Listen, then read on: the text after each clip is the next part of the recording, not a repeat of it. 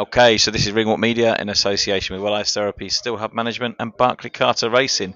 Well, I'll tell you what, we've got the champion trainer with us here, Joe Gallagher. You've had a busy few weeks, mate. Yeah, no, listen, it has been a busy few weeks. This is, I think, weekend 6 now. We've got this weekend and then one more to go, and then we might be able to have a weekend break somewhere. But yeah, it's all good. The gym's flying at the moment. We're getting some good wins. Lawrence had a good win in Poland. Macauley was unfortunate last Friday. Jack Massey was successful last Saturday, which I was really pleased about. And here we are with, and in the meantime, we've had like Billy, Denis, and Josh Holmes, Mikie Tallon, and we've got another prospect now this weekend on a Wasserman show, Channel 5, and it's good for him to be on that platform. Just tell us a little bit about that prospect, Clark Smith. He's had an injury for the last year or so, but he was out in March and looked very impressive. It's his second six rounder. What can we expect from Clark? Well, Clark's a kid in progress and work in motion. He's someone Mikie Tallon is someone that I'd like to move quite quickly. Clark is somebody that's learning his trade, his craft, and he's still only a young kid, 20, 21 years of age. But once he gets to 23, around that age, we're looking to getting rounds under his bank. He's learning the game. He's getting rounds under his belt, and he'll be ready to go. But he's very is very what's the called leaves no stone unturned. He thinks about everything. He's quite meticulous in his preparation, and also in his fights as well. He's his worst critic, but he's very talented. And the more we see of him, and the more active, the more he'll become. And when the time's right, we'll let him go through them doors. I think he's going to be an absolute nightmare when he gets into the eight rounders and slightly better opponents. Yeah, but it's at the moment the kids. It's about getting in there, getting rounds under the belt, and once he's ready to step up and be able to concentrate for 6 rounds and concentrate for 8 rounds, and then we'll look at the domestic picture then and see how it lies. Well, listen, Macauley Macgowan last week on Friday. I mean, what an absolute war and what a performance, led by his heart for the last two or three rounds, wasn't it? He did really well. Yeah, no, really proud of Macauley. Macauley was in the gym on Monday. He was going about his school run that morning, and everyone saying hi and pictures and everything else. And then he was back on the labouring site. You're seeing his picture out there carrying a load of rubbish or whatever it was, mortar. So yeah, Macaulay, listen, he quit himself well. It was a huge step up in class for him, and it was televised. And he was telling me he was trending on social medias and. Listen, I thought the fight was competitive for 7, 8 rounds. Then you see Abbas just beginning to show his little pedigree, but because he was still digging in there, I think there was a lot of work that wasn't touched on or commented on that he was doing inside there. It was a lot to do with Barras and the champion, but listen, he's a good kid. He's number one now for a challenge at a world title. And for Macaulay, it's a chance for him now to come back, regroup, and most probably try and get a British title shot on the back of that performance. I'll tell you what, that would be a fight and a half, wouldn't it? A British title fight is always a really, really good fight. He suits something like that, doesn't he? No, he does, and like I said to him there, now he's fought the European middleweight champion in Felix Cash. He just fought the European super welterweight champion, and a middleweight title fight at any of them weight divisions. It would be good for Macaulay, and TV, Channel 5, Wasserman, they were all pleased with Macaulay. And when we went down to London the following day, everyone down there, everyone with the Sky team and everything else was full of praise for him. So hopefully they give him an opportunity down the line. And then last weekend, two more titles back in the Gallagher gym. Jack Massey, he did exactly what he said he was going to do and what you said he was going to do, which is bring the titles home. I mean, it was a really, really good performance. Yeah, no, it was. It was a lot of new things for Jack. Obviously, first title fight with me. His only second fight with me. Obviously, in a stadium, outdoors, the build up, and yeah, I thought we were running away with it. 6-2, 4-2 after six, and then level. Chamberlain started coming on strong, and I just wanted Jack to show a little bit of resolve, a little composure, keep a cool head, and then go out then and win the rest of the rounds.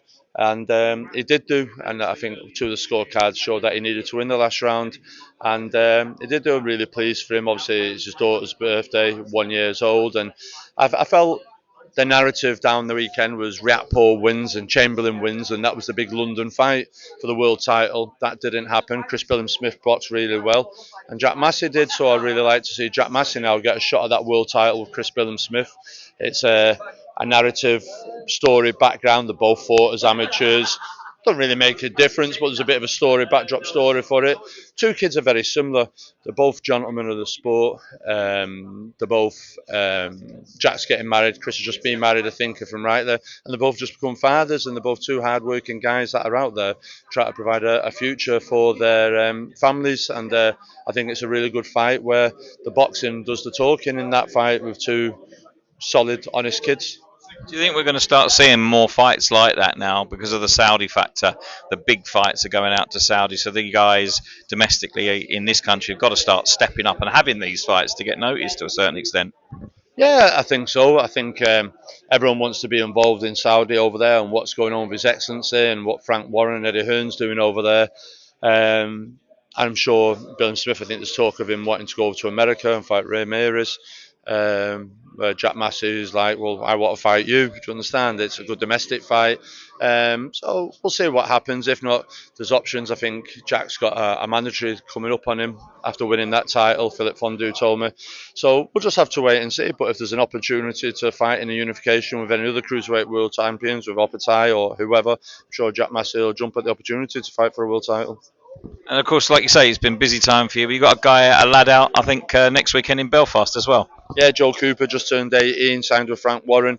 Frank has got huge hopes for him, really rates him highly. He's asked me to train him. He's 18 years old, and like I say, makes his professional debut in Belfast next weekend. So, yeah, we'll just, it's his pro debut, isn't it? It's the first of everything. All these kids get a bit of nerves, first time without a head guard, without a vest. Oh, everyone's looking at me. So we've just got to get him through the first couple of pro fights. I'm sure he'll settle down then and he'll be up and running. So, well, what a place to have your debut. The SESE Arena in Belfast, it's jumping there all the time. Yeah, brilliant. When I was over there, when Conlon fought recently, it was over there, the atmosphere and the ring entrance and everything. It's a good place, a real good fighting city as well to make your professional debut in it. But like I said to all the fighters, just go out and enjoy themselves. It's your first of anything, do you know what I mean? So it's his first pro fight, so just enjoy it. Listen, a couple more and then we'll let you go. Paul Butler was due to fight for the world title. Didn't happen because I think the opponent was unwell or something like that. He never had an MRA scan. He had everything else, but he had an MRA scan. Didn't have that MRA scan, which is something new the board have brought in, and it wouldn't turn around in time, so we had to cancel the event. So we're looking at rescheduling and be in touch with the IBO, and we'll have a new date for that soon. That's good because we look forward to Paul's fights and he deserves another shot at the world title, definitely. And of course, Miss GB, it was her birthday the other day. She's got to get out and fight soon. Any news on that? Yeah, no, she was in the gym yesterday. No, it was her birthday yesterday. She was in the gym Monday. She was in today, sweating a bit of pink gin out today and a bit of birthday cake. But no, she's all right. She's training. She's got to go and have a little break now. I've got to be careful what I say. She's a little bit, I wouldn't say depressed because Natasha's always walking around with a smile on her face, but she frustrated. Yeah, frustrated. She fought in January and she was promised that she's got to fight 2 more times this year. She wanted to be out in the May, June time now and then go out and enjoy her holiday and her birthday and then fight in the fall or the autumn.